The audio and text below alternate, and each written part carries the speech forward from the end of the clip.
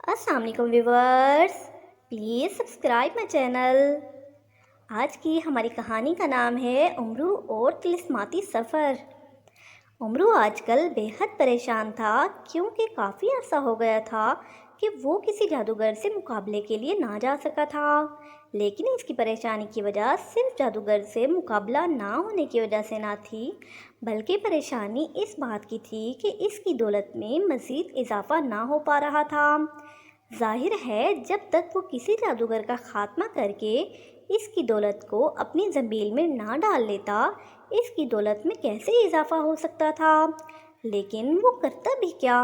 کوئی ایسا جادوگر ہی سامنے نہ آ رہا تھا جس کے پاس دولت کے انبار ہوتے، اور سردار امیر حمزہ نے اسے طلسم ہوشربا میں جانے سے منع کر دیا تھا، کیونکہ آج کل سردار امیر حمزہ نے اپنے بڑے بیٹے شہزادہ شہریار کو افراسیاب کے مقابلے کے لیے بھیجا ہوا تھا، اور وہ نہ چاہتا تھا کہ امرو کی وجہ سے کوئی گڑبڑ ہو جائے، کیونکہ شہزادہ شہریار کی فتح کی خبریں مسلسل آ رہی تھیں۔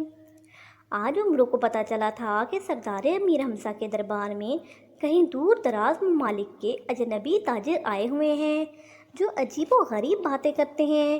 چنانچہ وہ تیار ہو کر دربار میں پہنچ گیا تھا کہ شاید ان تاجروں کے ذریعے اسے کسی ایسے جادوگر کا پتہ چل جائے جو بے حد دولت مند ہو، اور پھر دربار میں اس کی نظریں ایک بوڑھے تاجر پر جم گئیں۔ اسے یہ بوڑھا تاجر کوئی پراسرار سا آدمی لگا، کیونکہ وہ ایسی باتیں کر رہا تھا، ایسے اجنبی علاقوں کی باتیں جو امرو نے کبھی نہ سنی تھیں۔ امرو نے فیصلہ کر لیا کہ وہ اس تاجر کی اپنے گھر میں دعوت کرے گا اور پھر اس سے مطلب کی بات پوچھے گا۔ چنانچہ دربار ختم ہوتے ہی وہ اس بوڑھے تاجر کے پاس پہنچ گیا۔ میرا نام امرو ہے اور میں سردار امیر حمزہ کا درباری ہوں، کیا آپ میرے ہاں دعوت کھانا قبول کریں گے؟ امرو نے تاجر سے مخاطب ہو کر کہا۔ امرو، ارے کہیں تم امرو تو نہیں ہو؟ بوڑھے تاجر نے اسے غور سے دیکھتے ہوئے چونک کر کہا۔ ہاں، میرا نام ہی امرو ہے، لیکن آپ مجھے کیسے جانتے ہیں؟ امرو نے حیرت بھرے لہجے میں پوچھا۔ وہ سوچ بھی نہ سکتا تھا کہ دور دراز کے اجنبی علاقوں کا یہ بوڑھا تاجر بھی اس کے نام سے واقف ہو سکتا تھا۔ اوہ، تو تمہیں کون نہیں جانتا؟ تمہارے کارناموں کی شہرت تو دنیا بھر میں پھیل چکی ہے، اور اچھا ہوا کہ تم سے ملاقات ہو گئی۔ میرے پاس تمہارے لیے ایک خاص پیغام ہے، بوڑھے نے مسکراتے ہوئے کہا۔ میرے نام پیغام؟ کس کا پیغام؟ امرو اور زیادہ حیران ہو گیا۔ وہ میں علیحدگی میں بتا سکتا ہوں، بوڑھے نے کہا، اور امرو اسے لے کر اپنے گھر آ گیا۔ اس نے ملازموں کو اعلیٰ کھانے پکانے کا حکم دے دیا۔ ہاں تو بزرگ تاجر، اب وہ پیغام بتائیں، میرا تو تجسس کے مارے برا حال ہے۔ آخر آپ مجھے کیسے جانتے ہیں اور میرے نام کس کا پیغام ہے؟ امرو نے اشتیاق آمیز لہجے میں پوچھا۔ امرو، تم نے کبھی زرد ہیرے کے متعلق کچھ سنا ہے؟ بوڑھے تاجر نے کہا۔ زرد ہیرا؟ نہیں، میں نے تو کبھی ایسے ہیرے کے متعلق نہیں سنا۔ زرد رنگ کا ہیرا تو ہوتا ہی نہیں، امرو نے کہا۔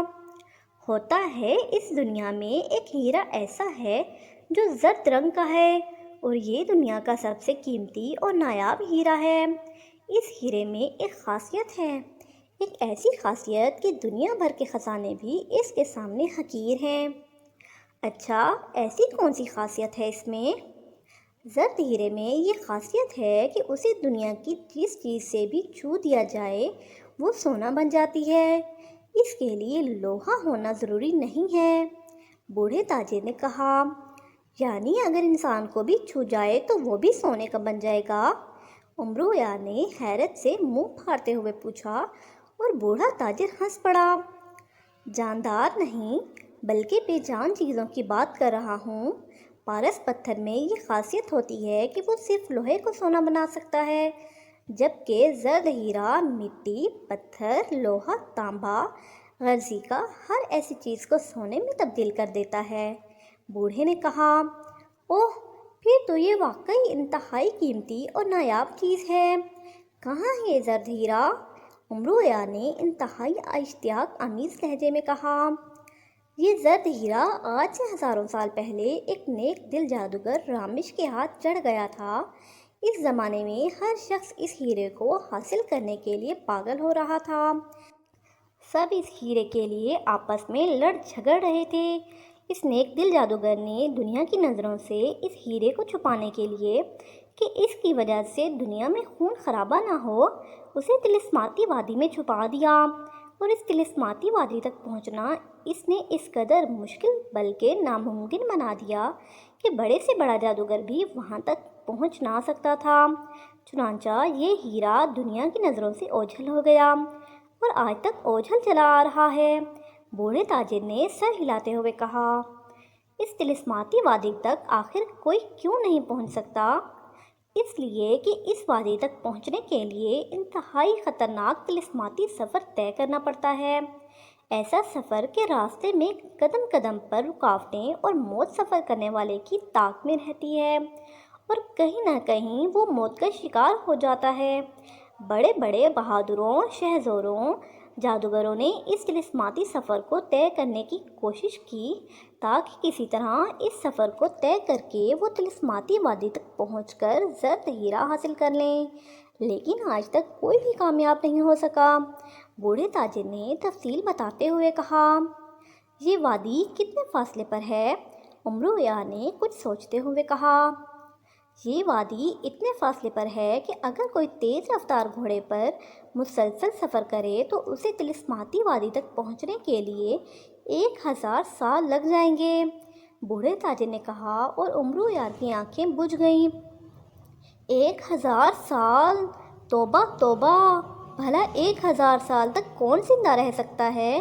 چھوڑیں اس ہیرے کے ذکر کو، یہ بتائیں کہ وہ پیغام کیا ہے؟ امرویا نے مایوس لہجے میں کہا، مایوس ہونے کی ضرورت نہیں، اس دنیا میں ایک ایسا شخص ہے جو اگر چاہے تو یہ سفر طے کر کے وہ ہیرا حاصل کر سکتا ہے، لیکن اس شخص کو اس ہیرے سے کوئی دلچسپی نہیں، کیونکہ وہ آنکھوں سے اندھا ہے اور دولت سے نفرت کرتا ہے۔ البتہ وہ طلسماتی وادی میں موجود ایک اور چیز حاصل کرنے کا خواہش مند ہے، اور وہ ہے طلسماتی پھول جو اس وادی کے عین درمیان میں لگے ہوئے پودے پر کھلتا ہے۔ بوڑھے تاجر نے کہا، اس طلسماتی پھول میں ایسی کون سی خاصیت ہے کہ وہ شخص زرد ہیرے جیسی چیز کو چھوڑ کر وہ پھول حاصل کرنا چاہتا ہے؟ امرو نے حیرت بھرے لہجے میں کہا، اس پھول میں یہ خاصیت ہے کہ اگر پیدائشی اندھے کی آنکھوں سے بھی وہ پھول لگا دیا جائے تو وہ بھی دیکھنے لگ جاتا ہے، اور چونکہ وہ شخص آنکھوں سے اندھا ہے اور دنیا میں اس کی آنکھوں کا سوائے اس پھول کے اور کوئی علاج نہیں، اس لیے وہ یہ پھول حاصل کرنا چاہتا ہے تاکہ اس کی آنکھیں ٹھیک ہو جائیں۔ اس کے کہنے کے مطابق آنکھوں کا نور ہزاروں زرد ہیروں سے زیادہ قیمتی ہے۔ بوڑھے تاجر نے جواب دیتے ہوئے کہا، مگر آپ ابھی تو کہہ رہے تھے کہ وہ شخص اگر چاہے تو یہ سفر طے کر کے یہ ہیرا حاصل کر سکتا ہے، پھر وہ ایسا کیوں نہیں کرتا، جا کر زرد ہیرا بھی حاصل کر لے اور وہ پھول بھی؟ امرویا نے منہ بنا کر کہا، اس لیے کہ وہ نابینا ہے، اگر اس کی آنکھیں ٹھیک ہوتیں تو پھر وہ سفر طے کر سکتا تھا، اسی لیے تو اس نے مجھے یہ پیغام دیا ہے کہ اگر امرویا اس طلسماتی سفر کو طے کرنے پر رضامند ہو جائے تو وہ اس کی مدد کر سکتا ہے، اس کے بدلے میں امرو زرد ہیرا حاصل کر لے اور وہ اسے وہ طلسماتی پھول لا دے۔ بوڑھے تاجر نے جواب دیا، اوہ تو یہ بات ہے، آپ یہی پیغام لے کر آئے ہیں؟ ہاں، کیا آپ تیار ہیں؟ لیکن پہلے مجھے یہ بتائیں کہ میرے متعلق اس شخص نے کہاں سے سنا ہے؟ امرویا نے کہا، وہ دراصل اسی نیک دل جادوگر کی اولاد میں سے ہے جس نے وہ ہیرا طلسماتی وادی میں چھپایا ہے۔ وہ خود بھی انتہائی نیک دل ہے اور جادوگر ہونے کے باوجود کسی کو تنگ نہیں کرتا، بلکہ ہر ایک کی مدد کرتا ہے۔ اسے معلوم ہوتا رہتا ہے کہ امرویا شیطانی صفت اور ظالم جادوگروں کا خاتمہ کر دیتا ہے۔ چنانچہ اس بار جب میں نے اسے بتایا کہ میں سردار امیر حمزہ کے دربار میں جا رہا ہوں تو اس نے مجھے پیغام دیا کہ اگر امرویا تیار ہو جائے تو وہ اس کی مدد کرنے کے لیے تیار ہے۔ لیکن وہ تو نابینا ہے، وہ میری کیا مدد کر سکتا ہے؟ امرو یار نے کہا۔ سنو امرو یار، اس کے پاس دنیا کا تیز ترین جادوئی پرندہ ہے، ایسا پرندہ جس کا منہ بطخ جیسا اور دھڑ سانپ جیسا ہے، اور سانپ کے جسم پر آتشی پردے پڑے ہوئے ہیں جن پر آسانی سے بیٹھا جا سکتا ہے۔ یہ پرندہ ہزاروں سال کا سفر چند دنوں میں ہی طے کر سکتا ہے۔ اگر تم تیار ہو جاؤ تو وہ یہ پرندہ تمہارے حوالے کر سکتا ہے، اور اس پرندے کی مدد سے 1000 سال کا سفر چند دنوں میں طے کر کے تم طلسماتی وادی میں پہنچ سکتے ہو اور واپس بھی آ سکتے ہو۔ بوڑھے تاجر نے تفصیل سے بتاتے ہوئے کہا۔ اور وہ راستے کی رکاوٹیں جن کے متعلق تم پہلے بات کر رہے تھے، امرو یا نے کہا، ان سے نمٹنا تمہارا اپنا کام ہے۔ آخر تم دنیا کے سب سے بڑے عیار ہو، کیا تم ان رکاوٹوں اور جادوئی خطروں سے اپنے آپ کو نہیں بچا سکتے؟ بوڑھے تاجر نے کہا۔ کیوں نہیں بچا سکتا؟ امرو یار کا مقابلہ کون کر سکتا ہے؟ میں تو بس 1000 سال کے سفر کا سن کر مایوس ہو گیا تھا۔ اب اگر اس پرندے کی مدد سے یہ سفر جلد طے ہو سکتا ہے تو پھر میں یہ ہیرا ضرور حاصل کروں گا۔ اس ہیرے کو حاصل کرنے کے بعد تو دولت مندی میں میری ساری دنیا کے لوگ مل کر بھی مقابلہ نہ کر سکیں گے۔ میں تو پہاڑ کے پہاڑ سونے کے بنا سکوں گا، امرو یا نے پرجوش لہجے میں کہا۔ اگر تم تیار ہو تو پھر اپنی تیاری کر لو، ہم کل سردار امیر حمزہ سے اجازت لے کر واپس جا رہے ہیں، تم ہمارے قافلے کے ساتھ جانا، تاجر نے کہا۔ لیکن تم نے جانا کہاں ہے، اور اب تک تم نے اس نابینا شخص کا تعارف بھی نہیں کرایا جو مجھے اس سفر پر بھیجنا چاہتا ہے، امرو یا نے کہا۔ ہمارا تعلق ملک روم کے سرخ پہاڑی سلسلے سے ہے۔ اس پہاڑی سلسلے کے اندر ہماری بستی ہے۔ یہ بستی ایسی ہے جہاں کوئی اجنبی آدمی داخل نہیں ہو سکتا، اور وہ نابینا شخص ہمارے بادشاہ اور اس بستی کا سردار رحمت بابا ہے، تاجر نے جواب دیا۔ رحمت بابا، کیا وہ جادوگر ہے؟ امرو یان نے پوچھا۔ وہ جادوگر نہیں ہے، بلکہ اس کے آباء و اجداد جادوگر تھے۔ وہ تو انتہائی نیک دل آدمی ہے، اور یہ بھی سن لو کہ پوری بستی کے لوگ اس کی بے حد عزت اور احترام کرتے ہیں۔ تم شاید پہلے شخص ہو جو اس بستی میں باہر سے جاؤ گے، تاجر نے کہا۔ آخر تم وہاں علیحدہ کیوں رہتے ہو؟ اس کی کوئی وجہ؟ امرو یار نے اس سے پوچھا۔ ہم وہاں انتہائی عیش و آرام اور سکون سے رہتے ہیں، نہ کوئی لڑائی نہ کوئی جھگڑا، ہر شخص مطمئن اور خوشحال ہے۔ ہم نہیں چاہتے کہ اجنبی افراد آ کر وہاں کا ماحول خراب کریں، تاجر نے جواب دیا۔ تو تم نے اس بستی کو کیسے چھپا رکھا ہے؟ کیا اس کے گرد دیواریں بلند کر رکھی ہیں؟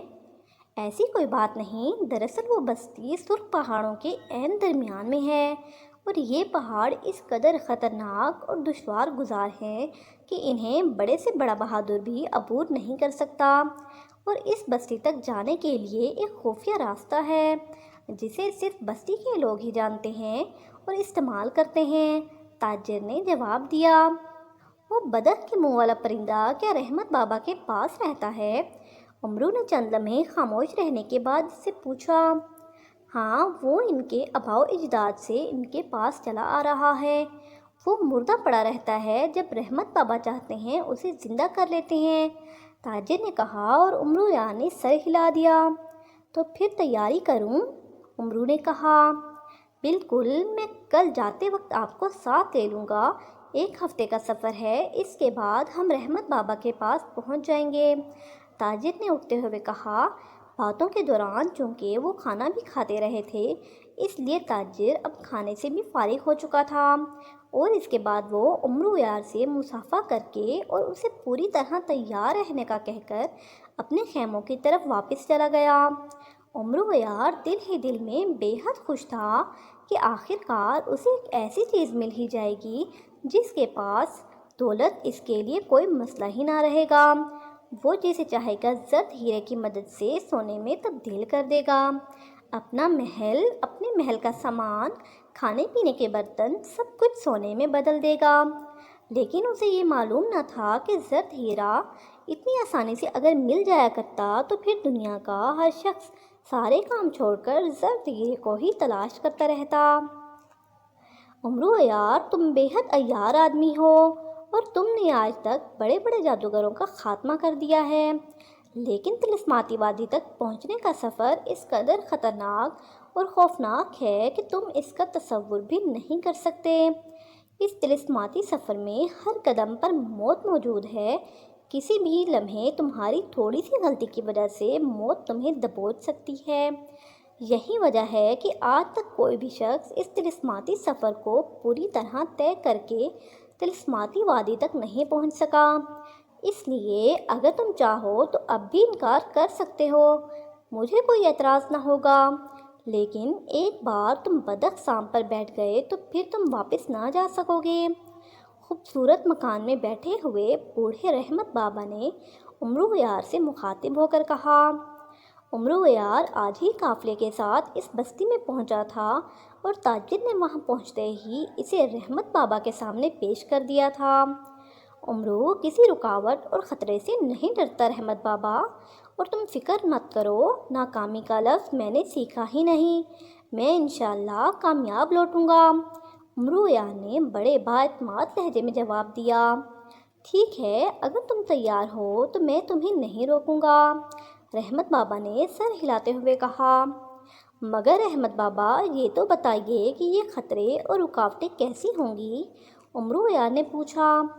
اس کے متعلق کسی کو بھی معلوم نہیں، دراصل میرے جس بزرگ نے اس زرد ہیرے کو طلسماتی وادی میں چھپایا تھا وہ بہت بڑے جادوگر تھے، سامری جادوگر سے بھی بڑے۔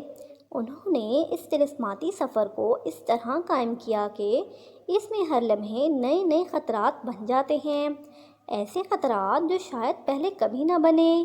مطلب یہ کہ ہر لمحے نئے خطرات، مثال کے طور پر کوئی خوفناک پرندہ چھپٹ سکتا ہے اور بجلی گر سکتی ہے، کوئی جادوگر حملہ کر سکتا ہے، وغیرہ وغیرہ۔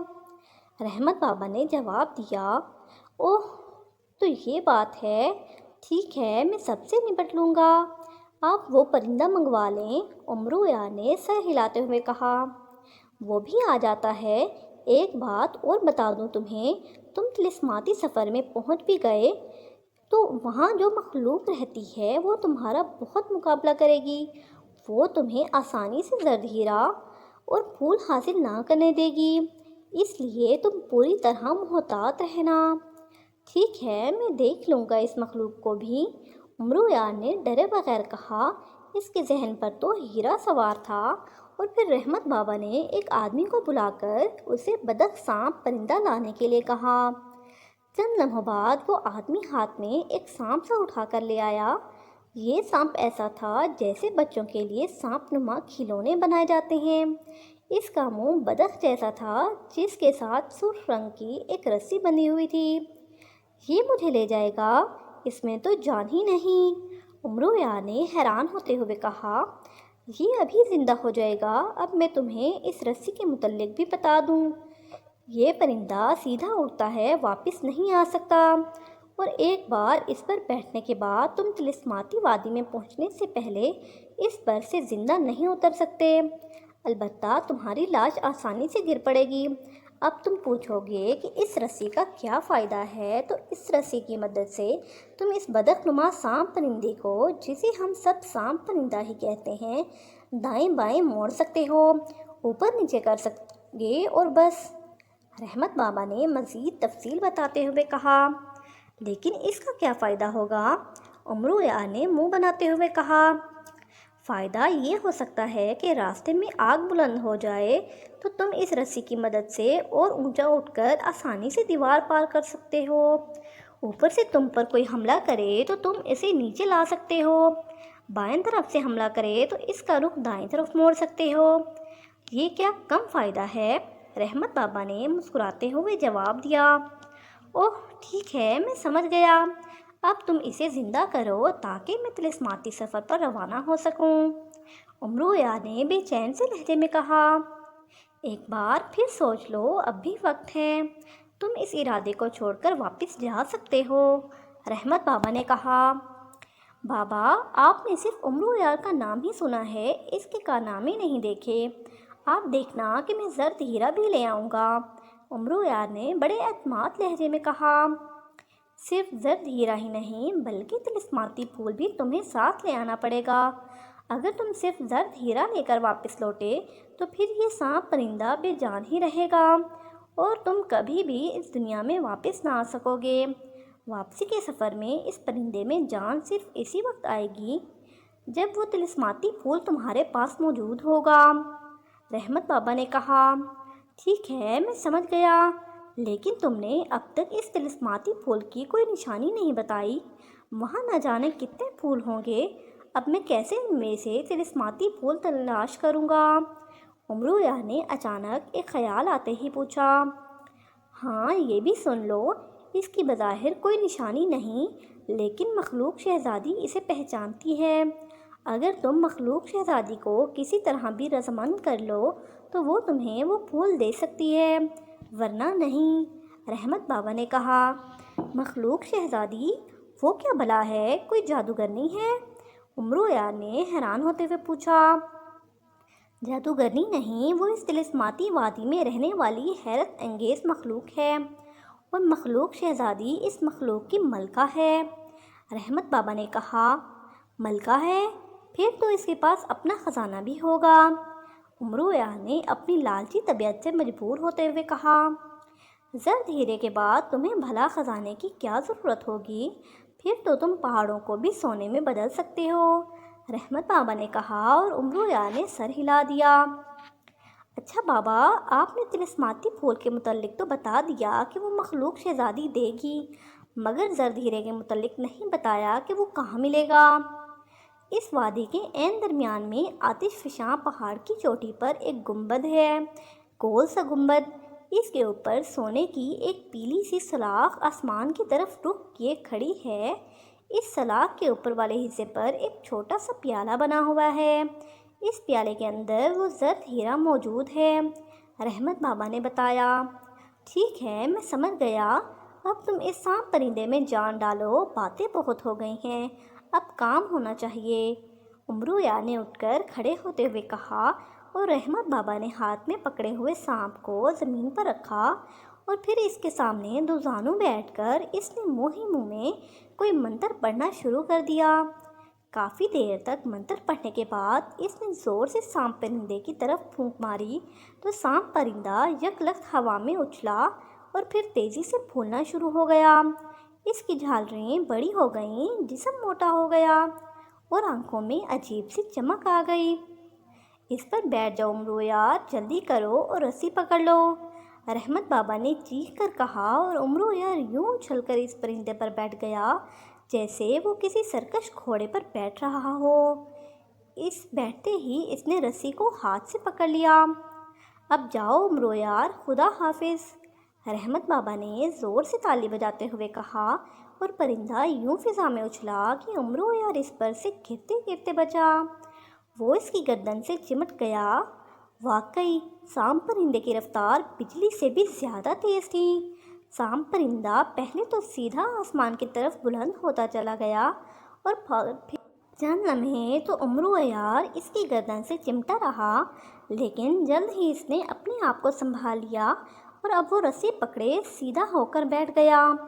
سانپ پرندے کا جسم کچھ اس انداز میں مڑا ہوا تھا کہ امرو یار کو یوں محسوس ہو رہا تھا جیسے وہ کسی پلنگ پر بیٹھا ہو۔ اسے نیچے کچھ بھی نظر نہ آ رہا تھا کیونکہ اوپر نیچے بادل ہی بادل نظر آ رہے تھے۔ ابھی سانپ پرندے کو پرواز کرتے ہوئے تھوڑی ہی دیر ہوئی تھی کہ اچانک سانپ پرندے نے زور سے چیخ ماری اور اس کی رفتار یک لخت آہستہ ہو گئی۔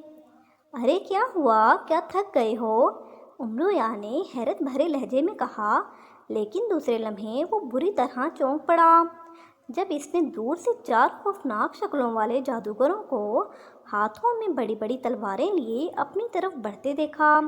ان چار میں سے دو داڑھی والے تھے، ایک گنجا تھا اور ایک کی داڑھی مونچھیں ایسی تھیں جیسے وہ کوئی بدماش ہو، اور وہ چاروں بڑے بڑے خوفناک تلواریں لہراتے ہوئے اور چیختے ہوئے سیدھے امرو یار کی طرف لپکے چلے آ رہے تھے۔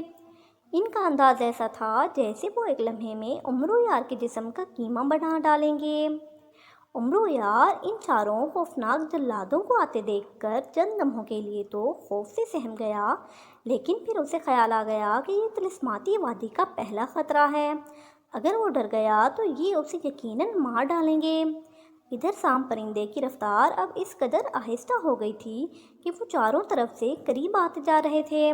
عمرو یار نے جلدی سے اپنی زنبیل میں ہاتھ ڈالا اور دوسرے لمحے اس کے ہاتھ میں پھولوں کا ایک گلدستہ نظر آنے لگا۔ گلدستے میں مختلف رنگوں کے کئی پھول تھے، انتہائی خوبصورت پھول۔ رک جاؤ، سنو آنے والوں سنو، مجھ سے جادوگر دیوتا کے پھول لے لو مگر مجھے مارو نہیں۔ عمرو یار نے ہاتھ میں پکڑے ہوئے گلدستے کو فضا میں لہراتے ہوئے چیخ چیخ کر کہنا شروع کر دیا، اور وہ چاروں جلاد اس گلدستے کو دیکھتے ہی خوشی سے نعرہ لگانے لگے، جادوگر دیوتا کے پھول، واہ واہ، یہ ہمیں دے دو۔ جس کے پاس جادوگر دیوتا کے پھول ہوں وہ تو دنیا کا سب سے بڑا جادوگر ہوگا۔ ان چاروں نے قریب آ کر چیختے ہوئے کہا، لے لو، مجھے مت مارو، لے لو، خوب سونگھو، تم بھی کیا یاد کرو گے؟ عمرو یار نے سہمے ہوئے لہجے میں کہا، اور پھر سب سے پہلے گنجے جلاد نے عمرو یار کے ہاتھ سے گلدستہ چپٹ لیا، جبکہ باقی تینوں اس گنجے کی طرف لپکے۔ اب وہ اس گنجے کے ہاتھوں سے گلدستہ چھیننا چاہتے تھے۔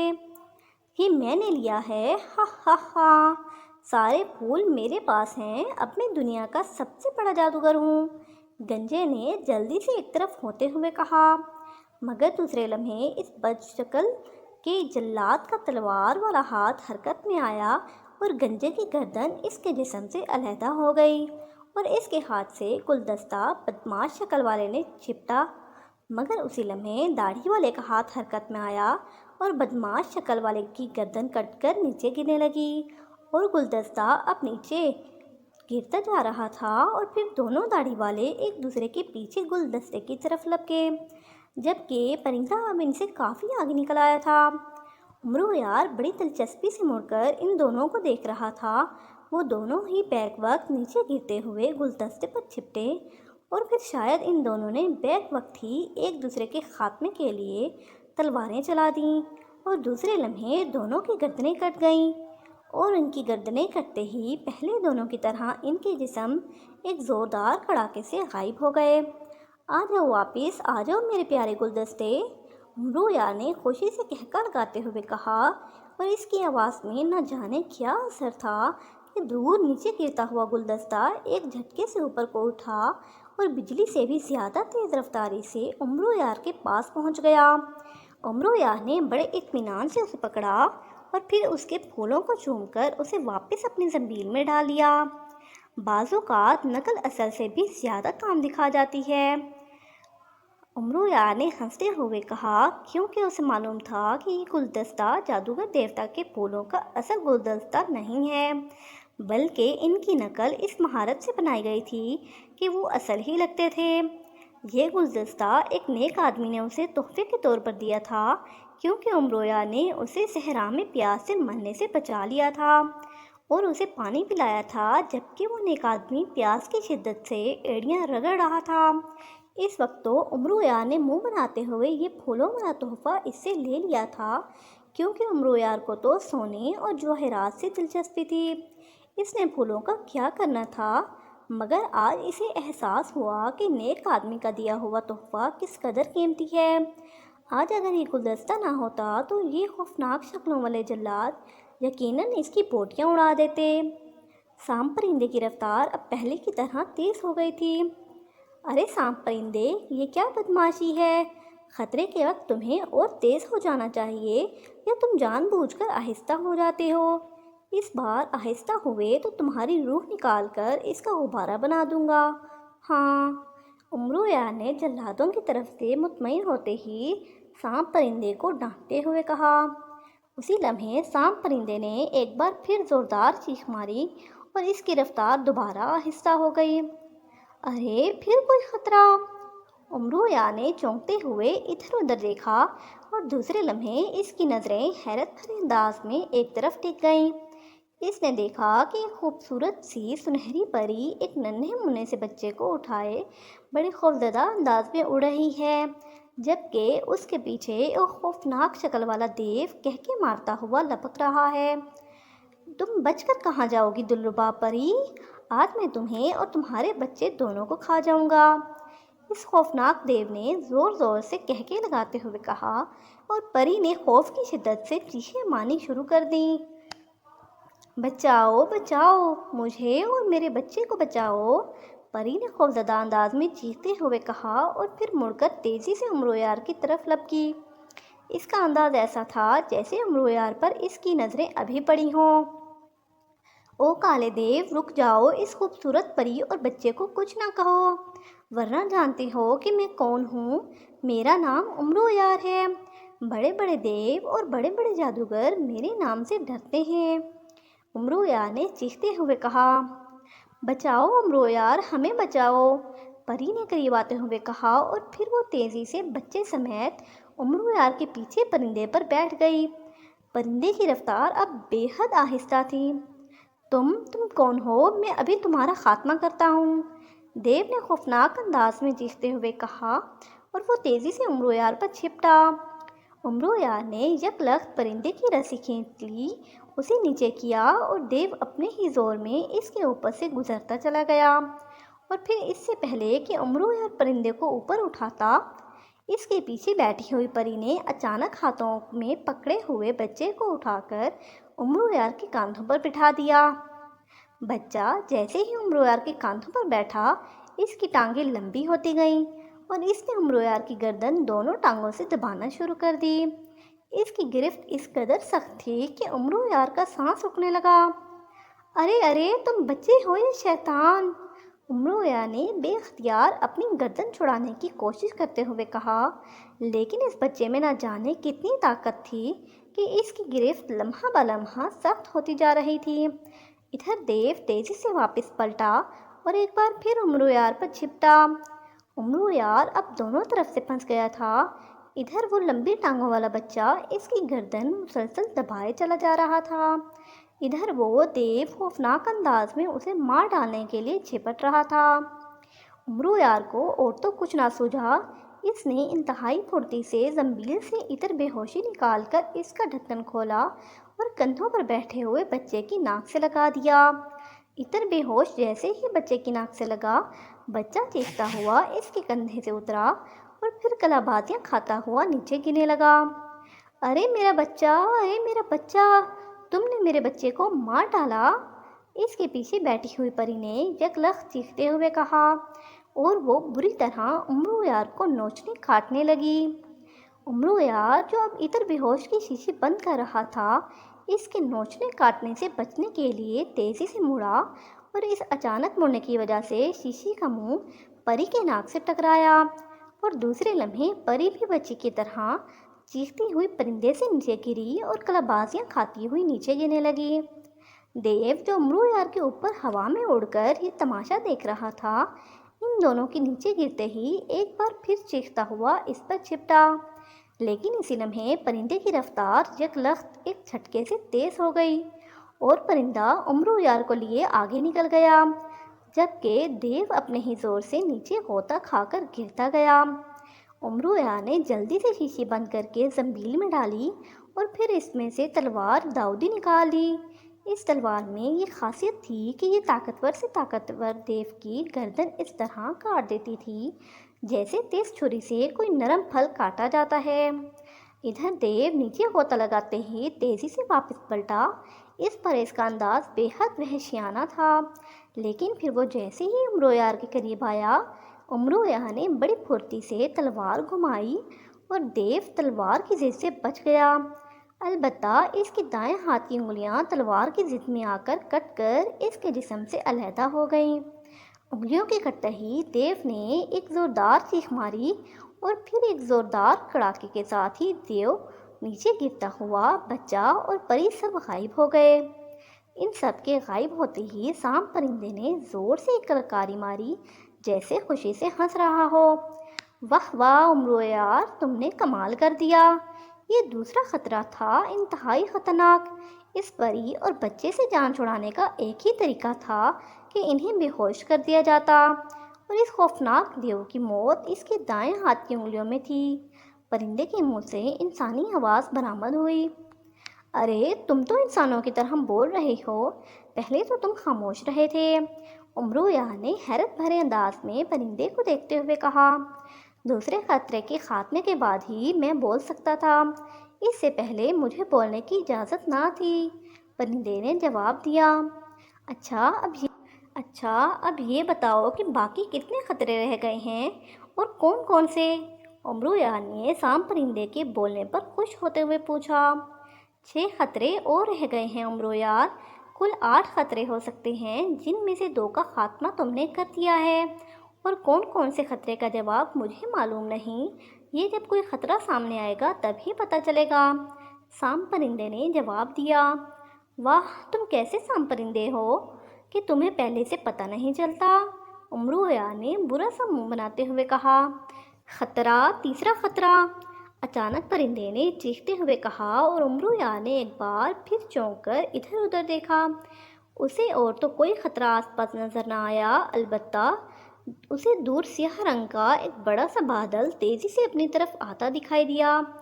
اب بادل بھی خطرہ بننے لگے ہیں، امرویا نے منہ بناتے ہوئے کہا۔ خطرہ، خوفناک خطرہ، ہوشیار، سام پرندے نے ایک بار پھر چیختے ہوئے کہا۔ اس کی رفتار حسب معمول خطرے کے وقت ایک بار پھر آہستہ ہو گئی۔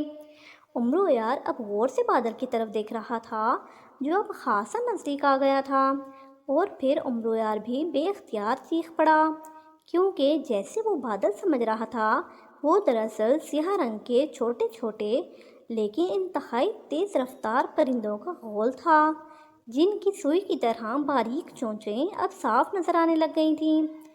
ارے خدا کی پناہ، یہ تو انتہائی خطرناک پرندے ہیں، امرویا نے خوفزدہ ہو کر پرندے کی پشت سے چمٹے ہوئے کہا۔ اب پرندوں کا غول خاصا نزدیک آ گیا تھا، اور امرویا کو ان سے بچنے کی کوئی صورت نظر نہ آ رہی تھی کہ اچانک اسے خیال آیا، اور اس نے پھرتی سے زنبیل میں ہاتھ ڈالا اور چادر سلیمانی باہر نکال کر اسے اپنے اوپر اوڑھ لیا۔ تیز رفتار پرندوں کا بادل اب اس کے سر پر پہنچ چکا تھا۔ جیسے ہی امرویا نے چادر سلیمانی اپنے جسم کے گرد لپیٹی، چھوٹے مگر تیز رفتار پرندوں کا پورا غول اس پر چپٹ پڑا۔ ان کی باریک مگر تیز چونچیں امرویا کو اپنے جسم میں سوئیوں کی طرح چبھتی ہوئی محسوس ہوئیں، اور اسے یوں معلوم ہوا جیسے اس کے جسم میں ہزاروں گرم سلاخیں اتار دی گئی ہوں۔ وہ چادر لپیٹے بری طرح پرندے کی پشت سے چمٹا ہوا تھا۔ پرندے تیزی سے نیچے ہوتے گئے، اور پھر اس کے نیچے بادل سا بن گیا۔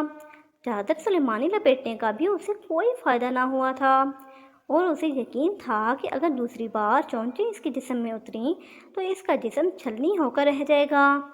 غول تیزی سے اوپر کی طرف اٹھ رہا تھا، اور امرویا کی جان پر بنی جا رہی تھی۔ اسے کوئی حل سمجھ میں ہی نہ آ رہا تھا۔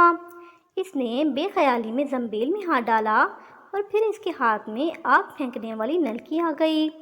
یہ نلکی اس نے ایک نیک آدمی سے حاصل کی تھی، جس کی جان اس نے ایک خوفناک سانپ سے بچائی تھی۔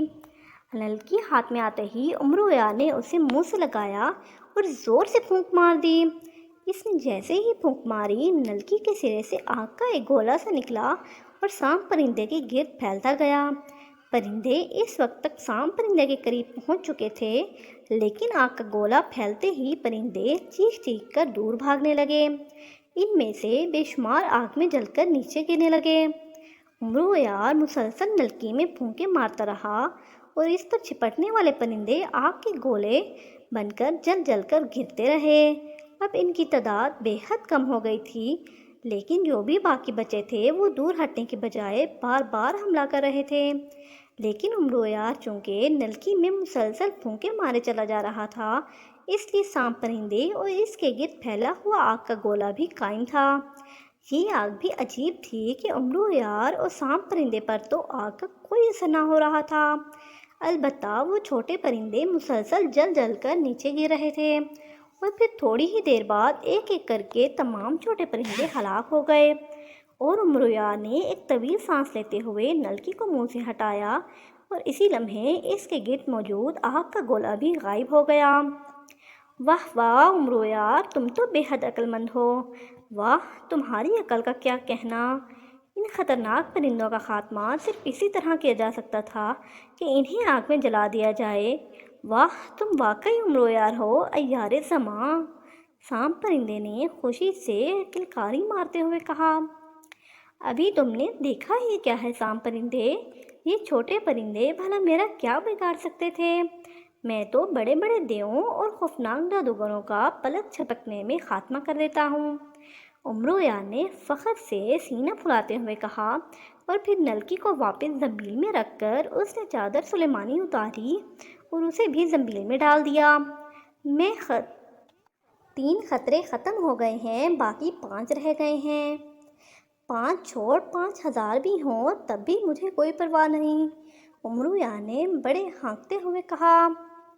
خطرہ، چوتھا خطرہ، اچانک سانپ پرندے نے چیختے ہوئے کہا، اور اس کے ساتھ ہی اس کی رفتار حسب معمول آہستہ ہو گئی، اور امرو یار نے چونک کر ادھر ادھر دیکھا لیکن دور دور تک اسے کوئی چیز بھی نظر نہ آئی۔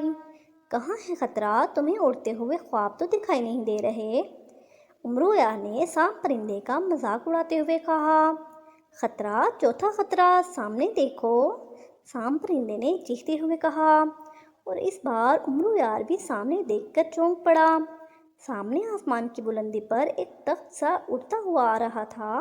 اس تخت کے اوپر کوئی بیٹھا ہوا تھا۔ تخت تیزی سے قریب آتا جا رہا تھا، اور اب امرو یار نے دیکھا کہ اڑتے ہوئے تخت پر قالین بچھا ہوا تھا، اور اس پر گاؤ تکیہ لگا کر ایک انتہائی خوبصورت عورت بیٹھی ہوئی تھی۔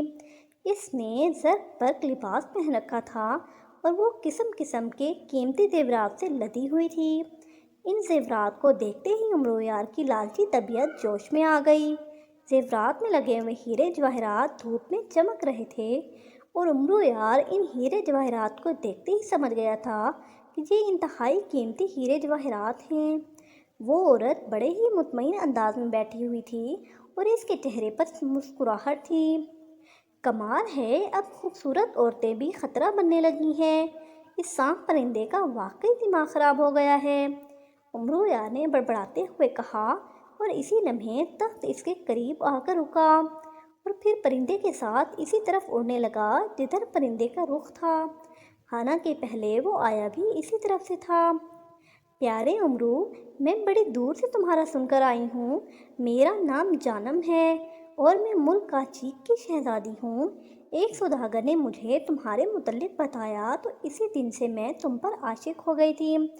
اب مجھے پتہ چلا کہ تم یہاں سے گزر رہے ہو تو میں تم سے ملنے آ گئی، عورت نے بڑے میٹھے لہجے میں کہا، اور امرو یار تو یہ سن کر خوشی سے اچھلنے لگا کہ ملک کاچیک کی شہزادی اس پر عاشق ہو گئی ہے۔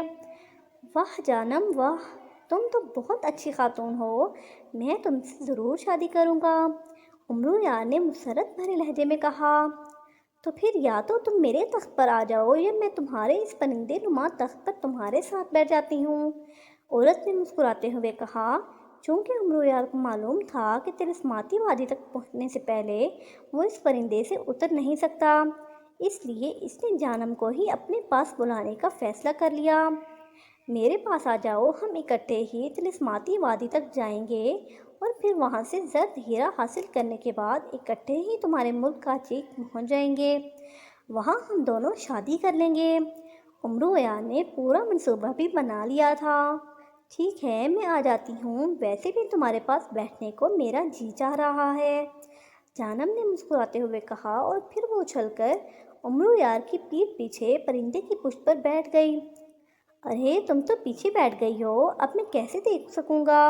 تم ادھر میرے سامنے آ بیٹھو اور میری طرف منہ کر لو تاکہ ہم آپس میں باتیں تو کر سکیں، امرو یار نے کہا۔ اچھا اچھا، یہ بھی ٹھیک ہے، عورت اچھل کر دوبارہ تخت پر جا بیٹھی تاکہ وہاں سے پھر کود کر امرو یار کے سامنے پرندے کی پشت پر بیٹھ سکے، کیونکہ پیچھے بیٹھے بیٹھے وہ امرو یار کو پار کر کے آگے نہ بیٹھ سکتی تھی۔ تخت پر پہنچتے ہی وہ اچھل کر دوبارہ پرندے کی پشت پر آ بیٹھی، لیکن اس بار وہ نہ صرف امرو یار کے سامنے بیٹھی تھی بلکہ اس نے اپنا منہ بھی امرو یار کی طرف کیا ہوا تھا، اور اس کی پشت سانپ پرندے کے منہ کی طرف تھی۔ امرو، خوبصورت امرو، تم واقعی بے حد خوبصورت ہو۔ اگر تم میرے گلے میں پہنا ہوا ہار اپنے گلے میں ڈال لو تو پورے شہزادے لگنے لگو گے۔ جانم نے اپنے گلے میں پڑا ہوا انتہائی قیمتی ہیروں پر مشتمل ہار اتارتے ہوئے کہا، اور امرو یار کی تو خوشی سے باچھیں کھل گئیں۔ اس قدر قیمتی ہار جانم اسے خود ہی دے رہی تھی۔ ضرور ضرور، شکریہ شکریہ، امرو یار نے خوش ہوتے ہوئے کہا، اور جانم نے ہار اتار کر امرو یار کے سر کی طرف بڑھایا۔ اس کا انداز ایسا تھا جیسے وہ خود یہ ہار امرو یار کے گلے میں پہنانا چاہتی ہو۔ مجھے دے دو، میں خود پہن لوں گا، امرو یار نے اس کے ہاتھ سے ہار لینے کی کوشش کرتے ہوئے کہا۔ ارے نہیں، میں خود پہناؤں گی، تم ذرا اپنی یہ پگڑی اتارو اور سر نیچے کرو، جانم نے کہا۔ تم مجھے دے دو، میں خود پہن لوں گا، امرو یار نے اس کے ہاتھ سے دوبارہ ہار لینے کی کوشش کرتے ہوئے کہا۔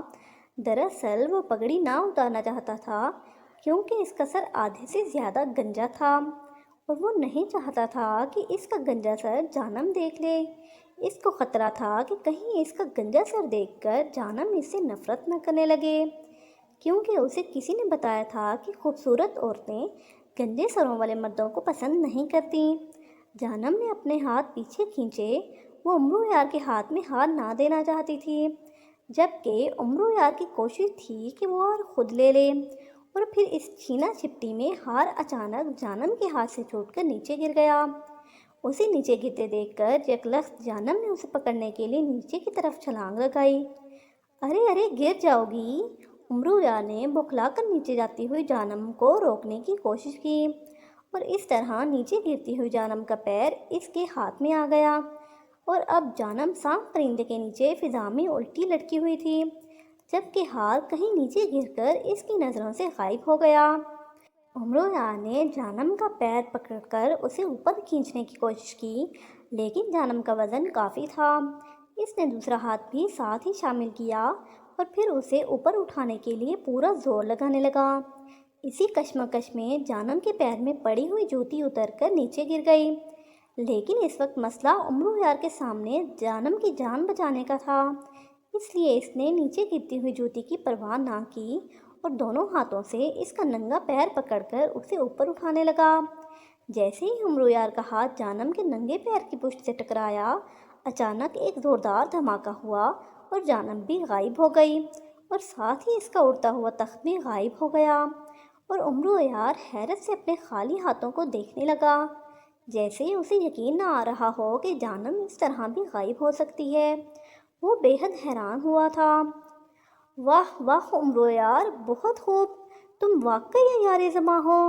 تم نے کتنی عیاری سے اس عورت کو الٹا کیا اور پھر اس کی جوتی اتار کر اس کے پیر کے تلوے پر ہاتھ پھیر دیا۔ اس خطرے کو اسی طرح دور کیا جا سکتا تھا کہ اس کے سوا اور کوئی صورت نہ تھی، اور بظاہر ایسا ہونا ناممکن تھا۔ اگر وہ ہاتھ تمہارے گلے میں ڈال دیتی تو یہ تمہارے لیے پھانسی کا پھندا بن جاتا اور تم فوری طور پر ہلاک ہو جاتے۔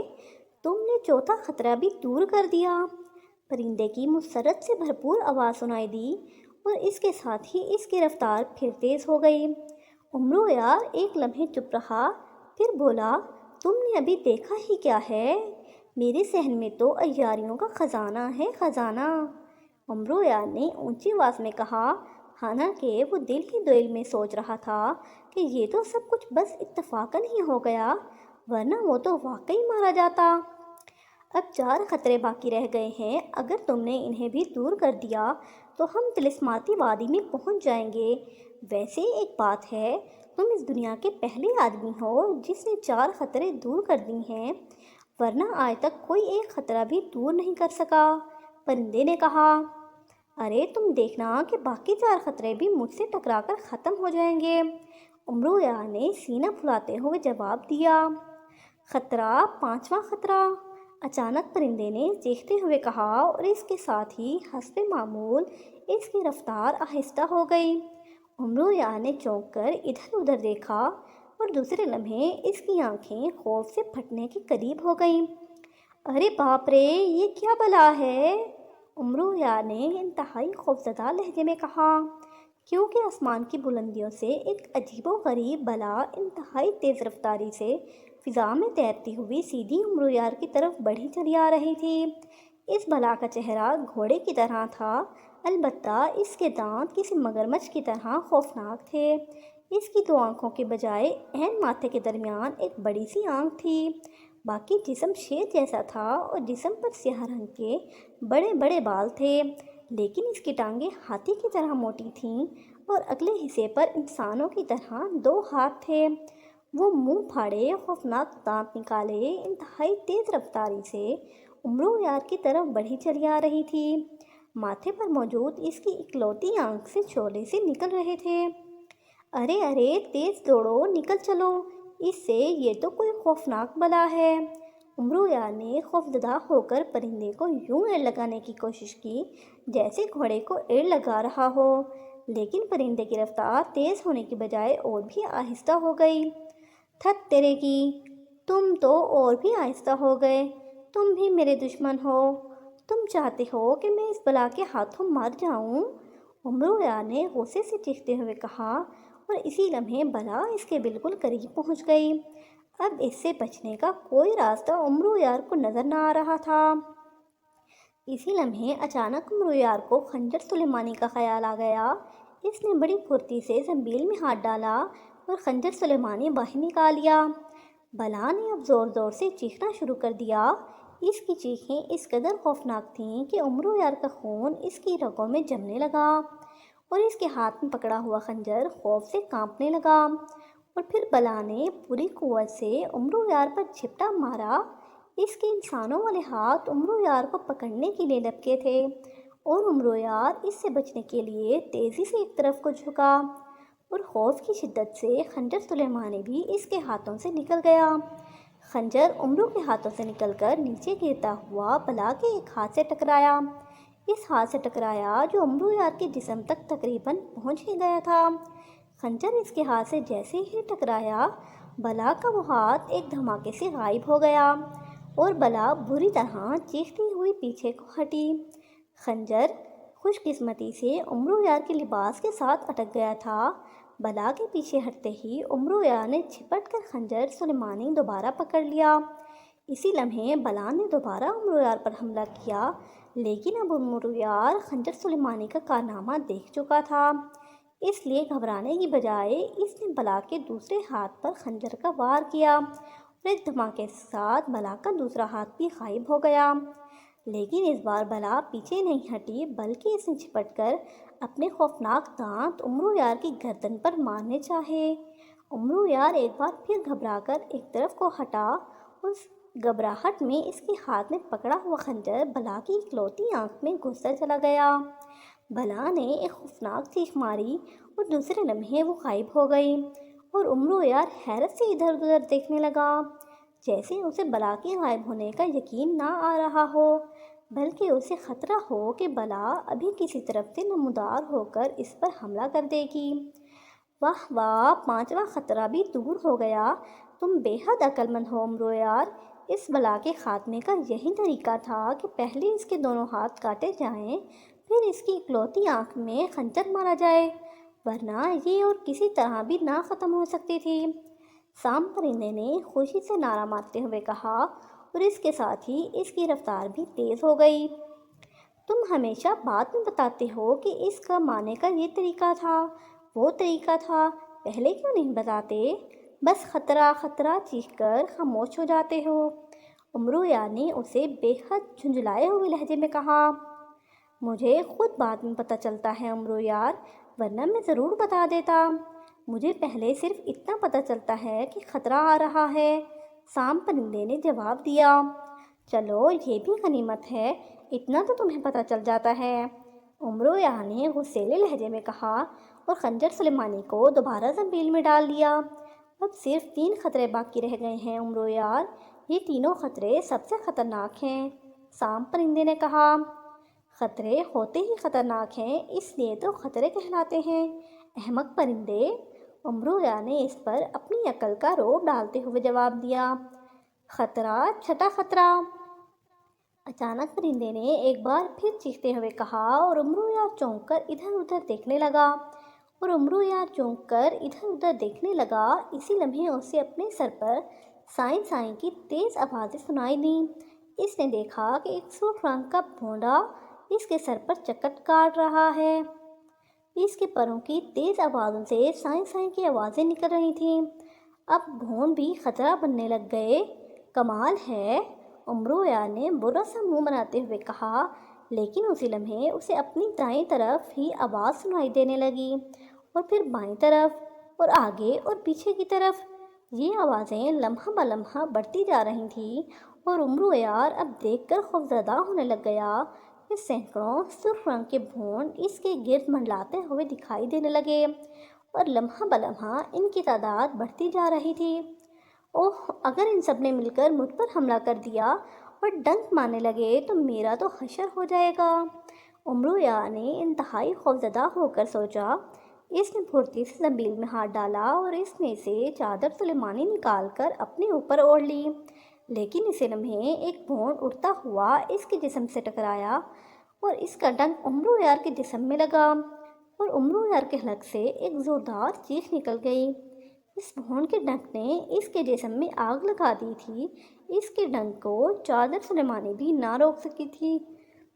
اب تو عمرو یار کی جان پر بن گئی۔ چادر نے اسے نہ بچایا تھا، اس لیے اس نے جلدی سے چادر لپیٹ کر واپس زنبیل میں ڈال دی۔ بھونڈوں کی تعداد اب اس قدر بڑھ چکی تھی کہ عمرو یار کو ارد گرد کوئی چیز نظر نہ آ رہی تھی۔ ہر طرف بھونڈ ہی بھونڈ اڑتے ہوئے نظر آ رہے تھے۔ یوں لگتا تھا جیسے سرخ رنگ کے بادل نے عمرو یار کو ہر طرف سے گھیر لیا ہو، لیکن اس ایک بھونڈ کے علاوہ ابھی تک اس پر دوسروں نے حملہ نہ کیا تھا۔ شاید انہیں کسی چیز کا انتظار تھا۔ عمرو یار کے ذہن میں ان سے بچنے کی فوراً ہی ایک ترکیب آئی۔ اس نے جلدی سے زنبیل میں ہاتھ ڈال کر ایک چھوٹا سا گولا نکالا۔ اس گولے کو گولا یعقوبی کہتے تھے۔ عمرو یار نے گولے کو ہاتھ میں پکڑا اور اس کے اوپر بنی ہوئی ٹوپی کو دانتوں سے نوچنے لگا۔ ابھی وہ اسے نوچ ہی رہا تھا کہ اس نے دور سے ایک بہت موٹے اور بڑے بھونڈ کو آتے دیکھا۔ اس بھونڈ کے آتے ہی عمرو یار کے گرد پھیلے ہوئے تمام بھونڈوں میں ہلچل مچ گئی۔ یوں لگتا تھا جیسے ان بھونڈوں کا بادشاہ آ رہا ہو، اور عمرو یار سمجھ گیا کہ اس بادشاہ کی ہی ان سب کو انتظار تھی، اور اب یہ مل کر اس پر حملہ کر دیں گے۔ اس نے گولے کی ٹوپی دانتوں سے نوچ ڈالی۔ ٹوپی کے ہٹتے ہی گولے میں سے سرخ رنگ کا دھواں نکلنے لگا۔ عمرو یار نے اس گولے کو اپنے جسم کے چاروں طرف گھمانا شروع کر دیا، اور سرخ رنگ کا دھواں دیکھتے ہی دیکھتے عمرو یار کے چاروں طرف پھیل گیا، ایسے جیسے عمرو یار نے سرخ رنگ کی چادر لپیٹ لی ہو۔ البتہ وہ بھونڈ اسے نظر آ رہے تھے، اور پھر اسی لمحے بھونڈوں نے مل کر عمرو یار پر حملہ کر دیا۔ وہ سب کسی وحشی فوج کی طرح اس پر ٹوٹ پڑے۔ ان کا حملہ اس قدر شدید تھا کہ عمرو یار نے خوف کی شدت سے آنکھیں بند کر لیں، لیکن دوسرے لمحے سائیں سائیں کی بھیانک آوازیں یکلخت دور ہونے لگیں، اور عمرو یار نے بے اختیار آنکھیں کھول دیں۔ اس نے دیکھا کہ سرخ رنگ کے خوفناک بھونڈ جیسے ہی اس کے گرد پھیلی ہوئی سرخ دھوئیں کی چادر سے ٹکراتے وہ غائب ہو جاتے، اور پھر چند ہی لمحوں بعد بھونڈوں کی پوری فوج غائب ہو چکی تھی، اور اس کے ساتھ ہی سرخ رنگ کی چادر بھی غائب ہو گئی، اور خطرہ دور ہو چکا تھا۔ عمرو یار نے اطمینان کی ایک طویل سانس لی۔ خطرہ، ساتواں خطرہ! اچانک سانپ پرندے نے چیختے ہوئے کہا، اور عمرو یار ایک بار پھر چونک کر ادھر ادھر دیکھا، اور دوسرے لمحے اس کی نظریں خوف سے پھیلتی گئیں۔ آسمان پر ہر طرف تلواریں سی چمکتی نظر آ رہی تھیں۔ بے شمار تلواریں یوں چمک رہی تھیں جیسے بادلوں میں بجلی کونتی ہے۔ تلواریں پکڑنے والے اسے نظر نہ آ رہے تھے، لیکن ہر طرف چمکتی تلواریں لمحہ بہ لمحہ قریب آتی جا رہی تھیں۔ ان کی رفتار اس قدر تیز تھی کہ پلک جھپکنے میں وہ عمرو یار کے سر پر پہنچ گئیں، اور عمرو یار نے سوچ لیا کہ اب اس کا بچنا ناممکن ہے۔ دائیں سے بائیں سے ہر طرف سے تلواریں بیک وقت لہراتی ہوئی اس پر لپک رہی تھیں، اور اسے معلوم تھا کہ ان تلواروں سے اس کے جسم کے ہزاروں ٹکڑے اڑ جائیں گے۔ پھر جیسے ہی تلواریں اس کے عین اوپر چمکیں، عمرو یار خوف کی شدت سے سانپ پرندے کے جسم سے چمٹ گیا۔ اس کا ذہن معاف ہو گیا تھا، اور اسے کچھ سجھائی نہ دے رہا تھا۔ وہ سانپ پرندے سے چمٹا ہوا موت کے خوف سے بری طرح کانپ رہا تھا کہ تلواریں عین اس کے جسم کے اوپر چمکیں اور عمرو یار کو تو اور کچھ نہ سوجھا۔ اس نے اپنے جسم کو جھٹکا دیا اور سانپ پرندے سے چمٹا ہوا وہ تیزی سے اس کے نیچے رینگ گیا۔ اب سانپ پرندہ اوپر تھا اور عمرو یار الٹا ہو کر اس کے نچلے جسم سے چمٹا ہوا تھا، اور اسی لمحے خوفناک دھماکے ہونے شروع ہو گئے۔ عمرو یار کے اچانک سانپ پرندے کے نچلے حصے میں کھسک جانے کی وجہ سے تلواریں آپس میں ٹکرا گئیں، اور جیسے جیسے تلواریں آپس میں ٹکراتیں دھماکوں سے غائب ہوتی گئیں، اور دیکھتے ہی دیکھتے ساری تلواریں ایک دوسرے سے ٹکرا کر غائب ہو گئیں۔ خطرہ دور ہو گیا، ساتواں خطرہ بھی دور ہو گیا۔ بہت خوب عمرو یار، تم واقعی دنیا کے سب سے بڑے عقلمند ہو۔ ان تلواروں سے بچنے کا بس یہی طریقہ تھا، ورنہ تمہارا جسم تو پلک جھپکنے میں ہی لاکھوں ٹکڑوں میں تبدیل ہو جاتا۔ سانپ پرندے نے خوشی سے نعرہ مارتے ہوئے کہا، اور عمرو یار خطرہ دور ہونے کا سن کر تیزی سے واپس اس کی پشت پر آ بیٹھا۔ موت کے خوف سے اس کا پورا جسم پسینے میں بھیگا ہوا تھا، اور اس کے ہوش ابھی تک ٹھکانے نہ آ رہے تھے۔ شکر ہے خدا کا، یہ تو بہت ہی خوفناک حملہ تھا۔ توبہ توبہ، اتنی خوفناک تلواریں، یہ تو پورا لشکر تھا۔ عمرو یار نے بے اختیار لمبے لمبے سانس لیتے ہوئے کہا۔ اب اس کا چہرہ قدرے نارمل ہو رہا تھا، ورنہ خوف سے تو اس کی آنکھیں پھٹ گئی تھیں اور چہرہ بگڑ گیا تھا۔ تم نے بہت بڑا کارنامہ سر انجام دیا ہے عمرو یار۔ بھلا کوئی تصور بھی کر سکتا ہے کہ 7 طلسمی خطرے ایک شخص دور کر سکتا ہے؟ سانپ پرندے نے عمرو یار کی تعریف کرتے ہوئے کہا، اور عمرو یار کا پچکا ہوا سینہ فخر سے پھول گیا۔ اب ایک اور آخری خطرہ باقی رہ گیا ہے، اس کے بعد ہم طلسماتی وادی میں پہنچ جائیں گے۔ بس آخری خطرہ، لیکن سنا ہے کہ آخری خطرہ ان سب سے زیادہ زوردار اور خوفناک ہوتا ہے۔ جو ہوگا دیکھا جائے گا۔ خطرہ 8واں اور آخری خطرہ، ہوشیار عمرو یار ہوشیار۔ اچانک سانپ پرندے کے منہ سے چیخ سی نکلی، اور عمرو یار کے اعصاب تن گئے اور وہ چونک کر سیدھا ہو گیا۔ اس نے ادھر ادھر دیکھنا شروع کر دیا۔ اس کے چہرے پر صرف خطرے کا سن کر ہی خوف کے آثار نمودار ہونے شروع ہو گئے تھے، اور اس نے خوفزدہ انداز میں ادھر ادھر دیکھنا شروع کر دیا۔ اور پھر یکلخت آسمان پر کڑاکا سا ہوا، اور عمرو یار کی نظریں اوپر کو اٹھ گئیں۔ اس نے دیکھا کہ بے شمار خوفناک شکلوں والے دیو اور انتہائی کری شکل والی چڑیلیں چیختی اور دانت کچکچاتی ہوئی اس کی طرف بڑھی چلی آ رہی ہیں۔ انتہائی خوفناک منظر تھا۔ ان کی شکلیں اس قدر خوفناک تھیں کہ عمرو یار کا رنگ خوف کی شدت سے زرد پڑ گیا، اور اسے اپنی رگوں میں خون جمتا ہوا محسوس ہوا۔ اس کی آنکھوں کے آگے دھند سی چھانے لگی، یوں لگتا تھا جیسے وہ اگلے لمحے بے ہوش ہو جائے گا۔ تم عیار زماں ہو، حوصلہ کرو، عقل سے کام لو، یہ تمہارا کچھ نہیں بگاڑ سکتے۔ اچانک عمرو یار کے دل سے ایک آواز نکلی، اور عمرو یار کو یوں محسوس ہوا جیسے اس کے جسم میں کسی نے نئی طاقت پھونک دی ہو۔ اس نے انتہائی پھرتی سے اپنے ضمیر میں ہاتھ ڈالا، اور دوسرے لمحے اس نے طلسمی جال باہر نکال لیا۔ یہ جال بظاہر بہت چھوٹا تھا، لیکن عمرو یار جانتا تھا کہ اس جال کی ضد میں آنے کے بعد دنیا کی کوئی طاقت ان دیووں اور چڑیلوں کو نہیں بچا سکتی۔ ظاہر ہے اس قدر دیووں اور چڑیلوں سے وہ لڑ تو سکتا نہیں تھا، اس لیے اس نے جال کا سہارا لیا۔ اب دیووں اور چڑیلیں اس کے قریب پہنچ چکی تھیں، اور ان کی چیخوں سے پوری فضا گونج رہی تھی۔ سنو سنو دیووں اور چڑیلوں، سنو، خاموش ہو جاؤ، اچانک عمرو یار نے چیختے ہوئے کہا، اور اس کی آواز بلند ہوتے ہی دیووں اور چڑیلوں نے چیخنا بند کر دیا۔ میں تمہارے سامنے شکست تسلیم کر لوں گا، حالانکہ تم جانتے ہو کہ میرا نام عمرو یار ہے۔ لاکھوں جادوگر، لاکھوں دیووں اور چڑیلیں کوشش کرتے کرتے مر گئیں، 7 خطرے تباہ ہو گئے، لیکن دیکھو میں زندہ سلامت ہوں۔ لیکن اب میں لڑ لڑ کر تھک گیا ہوں، اس لیے میں شکست تسلیم کرنے پر آمادہ ہو چکا ہوں، مگر میری ایک شرط ہے۔ آخری شرط سمجھ لو یا آخری خواہش، کیونکہ مجھے معلوم ہے کہ شکست تسلیم کرتے ہی تم میری بوٹیاں اڑا دو گے، مجھے مار ڈالو گے، لیکن اب میں زندہ ہی نہیں رہنا چاہتا۔ امرو یار نے بڑے شکست خوردہ لہجے میں کہا۔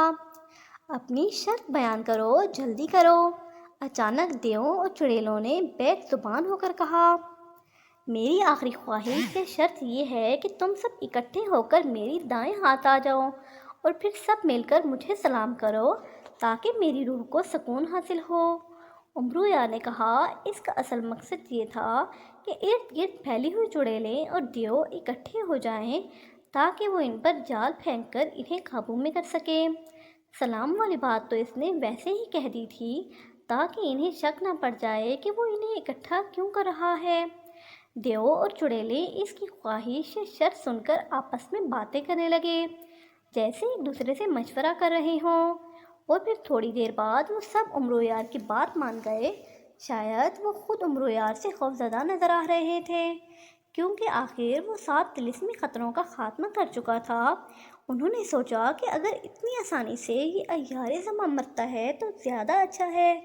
چنانچہ وہ سب جو چاروں طرف پھیلے ہوئے تھے تیزی سے سمٹ کر امرو یار کے دائیں طرف اکٹھے ہو گئے، اور پھر ان سب نے بیک وقت ہاتھ اٹھا کر امرو یار کو سلام کیا۔ امرو یار ابھی اپنے ہاتھ کو حرکت دینے ہی والا تھا کہ ان پر جال پھینکے کہ سلام کرتے ہی ان سب کے منہ سے بیک وقت خوفناک چیخیں نکلیں، اور پھر جیسے ان کے جسموں کو تلواروں سے ٹکڑے کر دیا گیا ہو، وہ سب ہزاروں ٹکڑوں میں تبدیل ہو کر نیچے گرتے گئے۔ دیکھتے ہی دیکھتے وہ سب غائب ہو گئے اور آسمان صاف ہو گیا۔ واہ واہ، مزہ آ گیا! آخری خطرہ بھی ختم ہو گیا۔ واہ، مبارک ہو امرو یار، مبارک ہو! تم نے بڑی ذہانت سے ان کا خاتمہ کیا ہے۔ ان کا خاتمہ اسی طرح ممکن تھا کہ یہ تمہیں خود سلام کرتے، اور ایسا ہونا ناممکن تھا۔ تم نے اپنی یاری سے انہیں مات دے دی، ورنہ یہ خطرہ اور کسی طریقے سے ختم نہ ہو سکتا تھا۔ سام پرندے نے خوشی سے کلکاری مارتے ہوئے کہا۔ شکریہ سام پرندے، تم بھی کیا یاد کرو گے کہ اپنی پشت پر دنیا کے سب سے بڑے عیار کو اٹھائے ہوئے ہو؟ امرو یار نے خوشی سے پھولتے ہوئے کہا۔ لیکن تمہیں کیسے خبر امرو یار کہ یہ خوفناک دیو اور چڑیلیں سلام کرنے سے ختم ہو جائیں گے؟ سام پرندے کی حیرت بھری آواز ابھری۔ مجھے سب معلوم ہوتا ہے، میں عیار زماں برق رواں بلائے بے امان ہوں۔ امرو یار نے اپنی شان میں باقاعدہ قصیدہ پڑھنا شروع کر دیا۔ وہ اس وقت واقعی بے حد خوش تھا، کیونکہ 8 خوفناک طلسماتی خطرے وہ ختم کر چکا تھا۔ یہ واقعی اتنی بڑی کامیابی تھی کہ وہ اس پر جتنا بھی خوش ہوتا کم تھا۔ اب ہم طلسماتی وادی میں پہنچنے والے ہیں امرو یار، سام پرندے نے کہا، اور امرو یار سنبھل کر بیٹھ گیا۔ اسے یاد آ گیا کہ وہاں کوئی حیرت انگیز مخلوق رہتی ہے جس کی شہزادی خوش ہو کر اسے پھول دے سکتی ہے، اور گنبد کے اوپر وہ زرد ہیرا موجود ہے۔ اب اسے یہ دونوں چیزیں حاصل کرنی تھیں، اس لیے وہ سنبھل گیا تھا۔ سنو امرو یار، وادی آنے سے پہلے میں تمہیں کچھ بتاتا چاہتا ہوں۔ رحمت بابا نے شاید تمہیں زیادہ تفصیل نہ بتائی ہوگی۔ اس وادی میں جو مخلوق رہتی ہے وہ رنگ برنگے شیشوں کے ٹکڑوں سے بنی ہوئی ہے، اور یہ شیشے دھوپ میں اس طرح چمکتے ہیں کہ عام انسان انہیں دیکھتے ہی اندھا ہو جاتا ہے۔ اور یہ بھی بتا دوں کہ اس طلسماتی وادی میں کبھی رات نہیں ہوتی، ہمیشہ سورج چمکتا رہتا ہے، اس لیے اس مخلوق کے شیشے چمکتے رہتے ہیں۔ سام پرندے نے کہا۔ ارے پھر میں انہیں دیکھوں گا کیسے؟ میں تو اندھا ہو جاؤں گا، امرو یار نے حیرت بھرے لہجے میں کہا۔ اس کی ترکیب تم نے خود سوچنی ہے، اور یہ بھی بتا دوں کہ مخلوق شہزادی حد سے زیادہ غصیلی طبیعت کی مالک ہے، اس لیے اس کے غصے سے بچ کر رہنا۔ بس میں نے تمہیں یہی بتانا چاہتا تھا۔ اور یہ بھی سن لو کہ وادی میں اترتے ہی میں بے جان ہو جاؤں گا۔ تم مجھے سمیٹ کر اپنی جیب میں ڈال لینا، اور پھر سب سے پہلے تم وہ طلسماتی پھول حاصل کرنا، کیونکہ جب تک وہ پھول تم حاصل نہیں کرو گے مجھ میں جان نہیں آ سکتی، اور تم بھی کبھی اپنی دنیا میں واپس نہ جا سکو گے۔ اور یہ بھی سن لو کہ زرد ہیرا طلسماتی وادی کی جان ہے۔ اگر تم نے انہیں ذرا بھی اشارہ کر دیا کہ تم زرد ہیرا حاصل کرنے آئے ہو تو وہ تمہیں ایک لمحے میں مار ڈالیں گے۔ تم نے ہیرا خفیہ طور پر حاصل کرنا ہے، کیونکہ جیسے ہی تم ہیرا حاصل کر لو گے وادی کی تمام مخلوق غائب ہو جائے گی، اس لیے تم پہلے پھول حاصل کرنا، پھر ہیرے کے متعلق سوچنا۔ کیونکہ اگر تم نے پہلے ہیرا حاصل کیا تو مخلوق غائب ہو جائے گی اور پھر تم کبھی بھی طلسماتی پھول حاصل نہ کر سکو گے اور پھر ہمیشہ اسی وادی میں سر پٹکتے رہ جاؤ گے۔ سانپ پرندے نے اسے ساری باتیں تفصیل سے سمجھاتے ہوئے کہا۔ بہت بہت شکریہ سانپ پرندے، تم نے واقعی بڑی اچھی باتیں بتائی ہیں، میں ان باتوں کا خیال رکھوں گا، امرویہ نے جواب دیا۔ ویسے وہ دل ہی دل میں سوچ رہا تھا کہ الٹی بات سامنے آئی ہے، ورنہ اس کا تو خیال نہیں تھا کہ وہ زرد ہیرا حاصل کرنے کی پہلے کوشش کرے گا، پھر پھول ملے یا نہ ملے اسے بھلا کیا پرواہ، لیکن اب اسے لازماً پہلے پھول حاصل کرنا ہوگا۔ ہوشیار، طلسماتی وادی آ گئی ہے، اپنی آنکھوں سے ہوشیار رہنا ورنہ اندھے ہو جاؤ گے، سانپ پرندے نے کہا۔ اور امرویہ نے دیکھا کہ دور ایک انتہائی خوبصورت وادی نظر آنے لگ گئی تھی، خوب سرسبز اور شاداب وادی تھی، اس میں انتہائی خوبصورت شیشے کے مکان جگہ جگہ پھیلے ہوئے تھے، ان مکانوں سے تیز روشنی پھوٹ رہی تھی، یہ روشنی اس قدر تیز تھی کہ اتنی بلندی پر ہونے کے باوجود امرویہ کی آنکھیں چمک سے بند ہونے لگی تھیں۔ اب امرویہ کو اپنی آنکھوں کی فکر پڑ گئی، پرندہ اب تیزی سے نیچے ہوتا جا رہا تھا اور وادی سے پھوٹنے والی چمک بھی لمحہ و لمحہ تیز ہوتی جا رہی تھی۔ امرو نے گھبرا کر نہ صرف آنکھیں بند کر لیں بلکہ آنکھوں پر ہاتھ رکھ لیا، لیکن چمک اتنی تیز تھی کہ روشنی اسے بند آنکھوں کے اندر بھی چبھتی ہوئی محسوس ہو رہی تھی۔ امرویہ نے ذرا سی آنکھیں کھولیں، وہ دیکھنا چاہتا تھا کہ کہاں پہنچ گیا ہے کہ روشنی کا ایک سیلاب سا اس کی آنکھوں میں گھس آیا اور اس نے گھبرا کر آنکھیں بند کر لیں اور ان پر سختی سے ہاتھ جما لیا۔ اسی لمحے اچانک اس کے ذہن میں ایک ترکیب آئی۔ سانپ پرندے، سانپ پرندے، امرویہ نے چیختے ہوئے کہا۔ کیا بات ہے، اب ہم وادی میں اترنے ہی والے ہیں، سانپ پرندے نے جواب دیا۔ کیا یہاں چوڑے اور موٹے پتوں والے درخت ہیں؟ امرویہ نے پوچھا۔ ہاں ہیں، ہم انہی درختوں کے درمیان سے گزر کر زمین پر اتریں گے، سانپ پرندے نے جواب دیا۔ تو ایک لمحے کے لیے ایسے کسی درخت کے پاس رک جانا، میں اس درخت کے بہت سے پتے توڑنا چاہتا ہوں، امرویہ نے کہا۔ میں رک نہیں سکتا، البتہ اپنی رفتار آہستہ کر سکتا ہوں، تم پتے توڑ لینا، سانپ پرندے نے کہا۔ لیکن میں تو آنکھیں ہی نہیں کھول سکتا، پتے کیسے توڑوں گا، امرویہ نے گھبراتے ہوئے لہجے میں کہا۔ پھر میں ان درختوں کے جنگل میں ہی اتر جاؤں گا، وہاں انتہائی گھنے درخت ہونے کی وجہ سے شیشوں کی چمک نہیں آ سکتی، تم وہاں کچھ کچھ آنکھیں کھول سکتے ہو، سانپ پرندے نے جواب دیا۔ بس ٹھیک ہے، تم اس جنگل کی سب سے گھنی جگہ پر اترنا، امرویہ نے کہا، اور سانپ پرندے نے اپنا رخ موڑ دیا اور پھر تھوڑی دیر بعد امرویہ کو محسوس ہوا کہ اس کی آنکھوں پر پڑنے والی چمک میں کمی آتی جا رہی ہے، اور امرویہ نے ذرا ذرا آنکھیں کھولیں، پرندہ واقعی بڑے بڑے درختوں کے گھنے جنگل کے اندر اتر آیا تھا، اور پھر اتنا اندھیرا ہو گیا کہ امرویہ اپنی آنکھیں پوری طرح کھول سکتا تھا، اور چند ہی لمحوں بعد پرندہ زمین پر پہنچ گیا۔ جیسے ہی امرویہ کے پیر زمین پر لگے، پرندہ یکلخت بے جان ہو گیا، ایسے لگتا تھا کہ جیسے غبارے سے ہوا نکل گئی ہو۔ امرویہ نے ایک طویل سانس لیتے ہوئے اس پرندے کو سمیٹا اور پھر اسے تہہ کر کے زنبیل میں ڈال لیا۔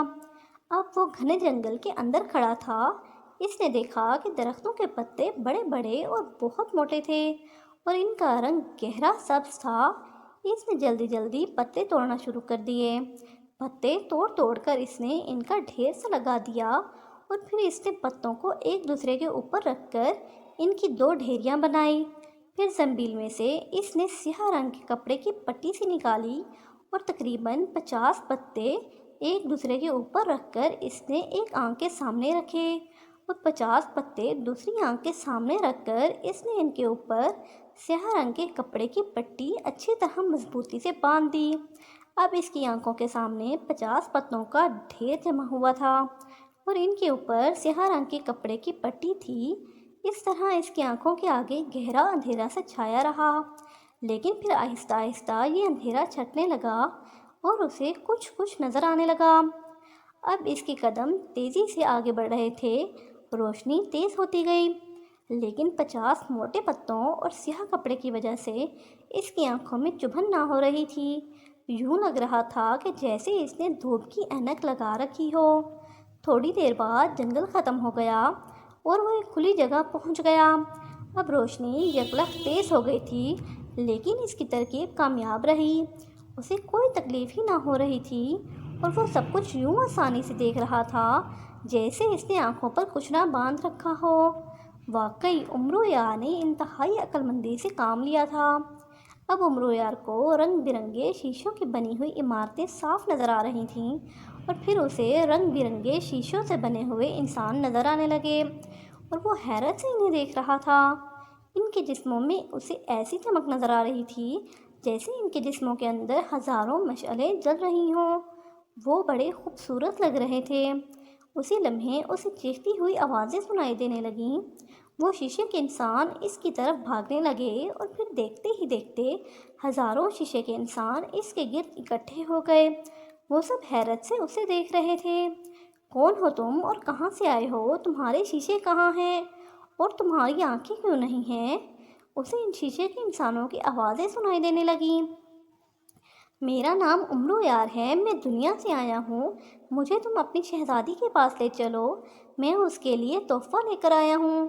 عمرو یار نے ان سے مخاطب ہو کر کہا، شہزادی؟ ارے یہ شہزادی کا نام لے رہا ہے، چلو اسے لے چلو، شہزادی اس عجیب و غریب چیز کو دیکھ کر یقیناً خوش ہوگی۔ سب نے کہا، اور پھر وہ اسے اپنے گھیرے میں لیے ہوئے آگے بڑھنے لگے۔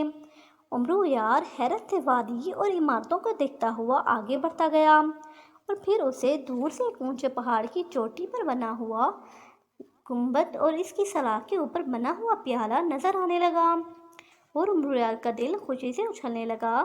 لیکن پہلا مسئلہ تو پھول حاصل کرنے کا تھا، اور پھر اسے دور سے ایک عالیشان عمارت نظر آنے لگی۔ وہ انتہائی خوبصورت عمارت تھی، رنگ برنگے شیشوں سے بنی ہوئی عمارت، اور عمرو یار سمجھ گیا کہ یہی اس مخلوق شہزادی کا محل ہوگا، اور واقعی تھا ہی ایسا۔ تھوڑی دیر بعد وہ اس محل میں داخل ہوا، اور پھر اسے شہزادی کے سامنے پہنچا دیا گیا۔ یہ شہزادی ان سب سے خوبصورت تھی۔ اس کے جسم میں چمک اتنی زیادہ تھی کہ آنکھوں کے سامنے اتنے پتوں کے باوجود اس پر نظر ٹھہرنی مشکل ہو رہی تھی۔ وہ شیشے کے بنے ہوئے ایک تخت پر بیٹھی ہوئی تھی۔ یہ کون ہے؟ کہاں سے آیا ہے؟ یہ کیسی عجیب مخلوق ہے، کالی کالی سی، اور اس کی آنکھیں بھی نہیں ہیں بلکہ آنکھوں کی جگہ ابھار ہیں، اور اس نے یہ کیا پہن رکھا ہے؟ شہزادی نے اسے حیرت سے دیکھتے ہوئے کہا۔ عمرو یار نے بڑے ادب سے جھک کر شہزادی کو سلام کیا اور کہا، شہزادی صاحبہ، میں دنیا کا باشندہ ہوں، میرا نام عمرو ہے، میں ایک طویل طلسماتی سفر طے کر کے یہاں پہنچا ہوں تاکہ آپ کو ایک تحفہ دے سکوں۔ عمرو یار نے بڑے مؤدبانہ لہجے میں کہا، تحفہ؟ وہ کیا ہوتا ہے اور یہ دنیا کیا ہوتی ہے؟ کیا وہاں سب تم جیسی بدصورت اور کالے رنگ کی مخلوق بستی ہے؟ شہزادی نے حیرت بھرے لہجے میں کہا۔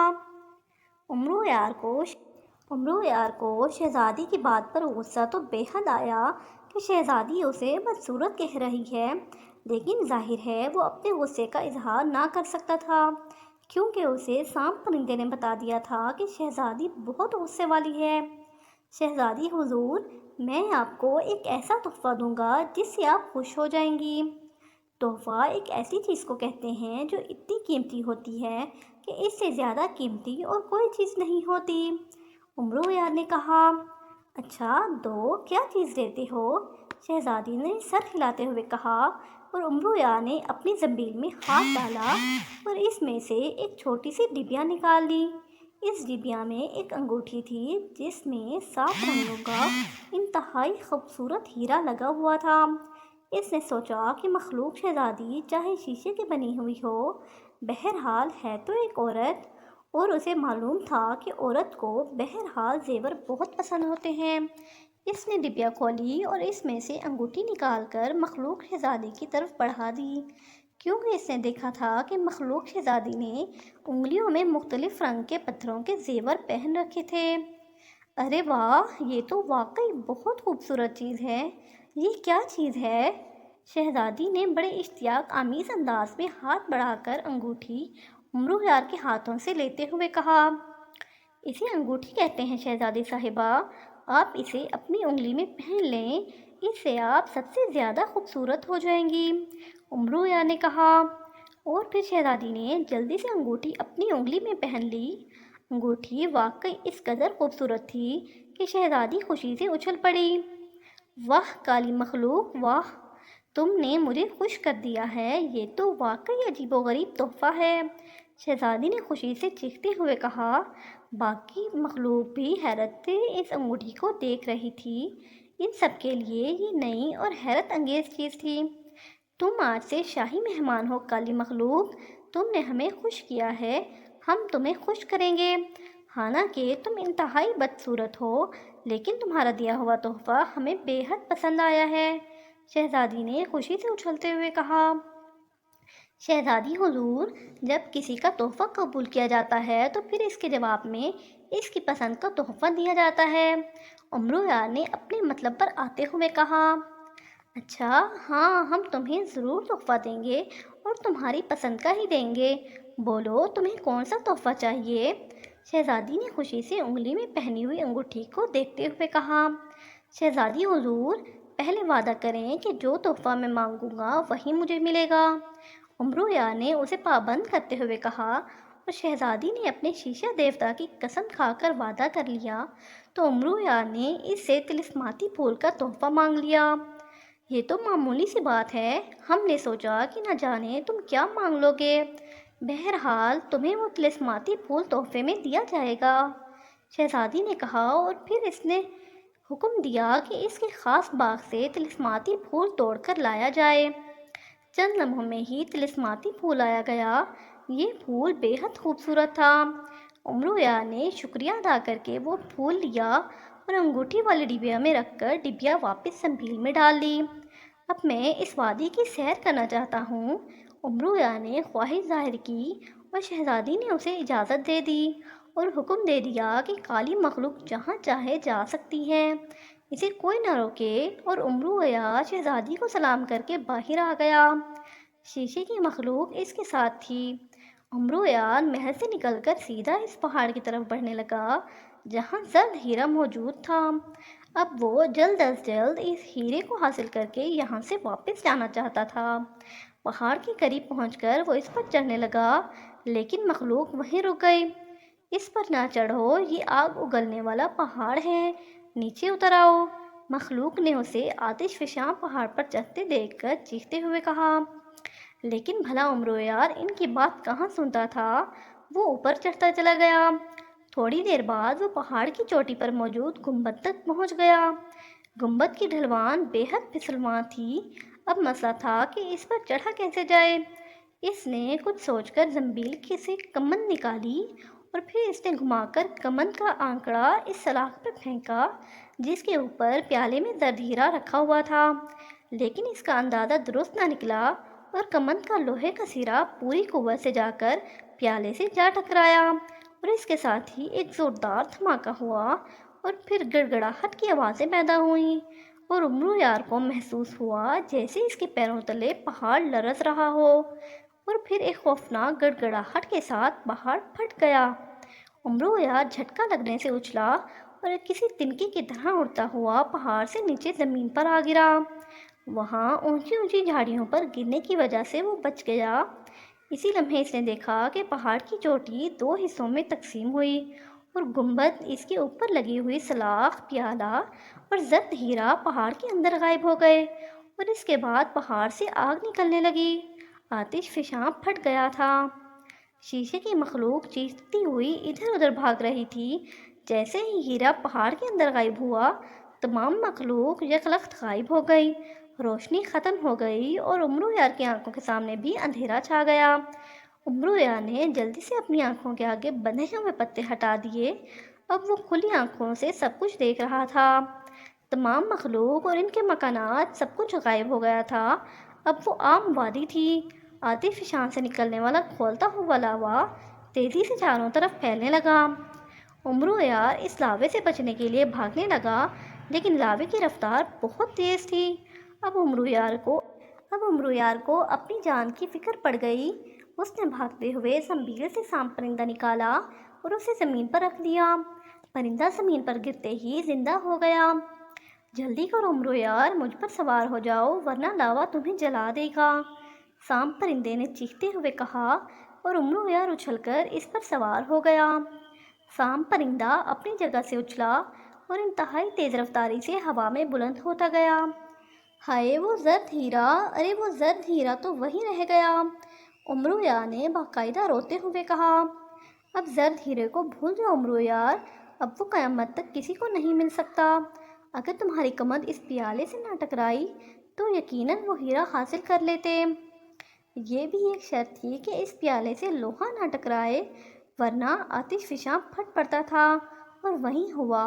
بہرحال تمہاری جان بچ گئی، یہ شکر کرو، پرندے نے تیز رفتاری سے اڑتے ہوئے کہا۔ ارے مجھے کیا فائدہ ہوا اس سارے سفر کا، اتنے خطرے تباہ کرنے کا، مجھے تو کوئی چیز حاصل نہ ہوئی، امرو یار نے روتے ہوئے کہا۔ تم فکر نہ کرو، رحمت بابا تمہیں ضرور انعام دیں گے، پرندے نے اسے تسلی دیتے ہوئے کہا۔ رحمت بابا وہ مجھے کیا انعام دے گا، میں اس کا پھول ہی پھینک دوں گا، اگر مجھے ہیرا نہیں مل سکا تو رحمت بابا کو بھی یہ پھول کیوں ملے، امرو یار نے انتہائی جھنجھلائے ہوئے لہجے میں کہا اور زنبیل میں ہاتھ ڈالا تاکہ پھول والی ڈبیا باہر نکالے۔ ارے یہ غضب نہ کرنا، جب تک تمہارے پاس پھول ہے میں زندہ ہوں، اگر تم نے یہ پھول پھینک دیا تو میں بے جان ہو جاؤں گا اور تم اتنی بلندی سے گر کر مر جاؤ گے، اور اگر مرو گے نہیں تب بھی کبھی واپس اپنی دنیا میں نہ پہنچ سکو گے، سانپ پرندے نے کہا، اور امرو یار نے جلدی سے ڈبیا واپس زنبیل میں رکھ دی۔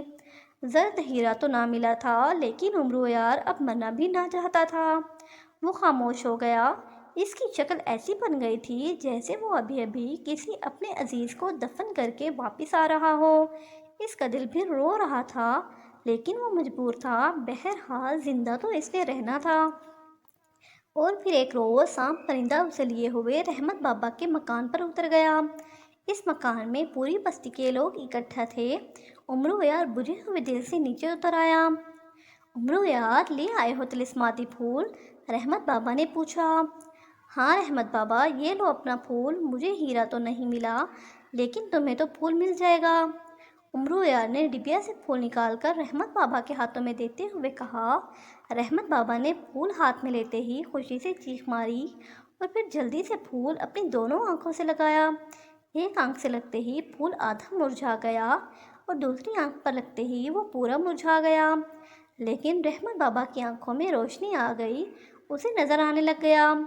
ساری بستی خوشی سے ناچ اٹھی لیکن امرو یار خاموش کھڑا تھا، اسے بالکل خوشی نہ ہو رہی تھی، اور رحمت بابا نے جب تفصیل سنی کہ کس طرح ہیرا پہاڑ کے اندر غائب ہو گیا تو وہ ہنس پڑا۔ قدرت کا کام ہی ایسا ہی ہے، وہ ایسی چیز کسی انسان کے ہاتھ میں نہیں دے سکتی، مجھے پہلے پتا تھا۔ بہرحال امرو یار تم نے انتہائی عقل مندی اور بہادری کا ثبوت دیا ہے، تمہیں انعام ضرور ملے گا، میرے ساتھ آؤ، رحمت بابا نے کہا، اور وہ امرو یار کو بازو سے پکڑ کر اپنے مکان کے ایک کمرے میں لے گیا۔ کمرے میں داخل ہوتے ہی امرو یار کی آنکھیں حیرت سے پھٹ گئیں کیونکہ پورا کمرہ ہیرے جواہرات سے بھرا ہوا تھا۔ ارے اتنی دولت، امرو یار نے حیرت بھرے لہجے میں کہا۔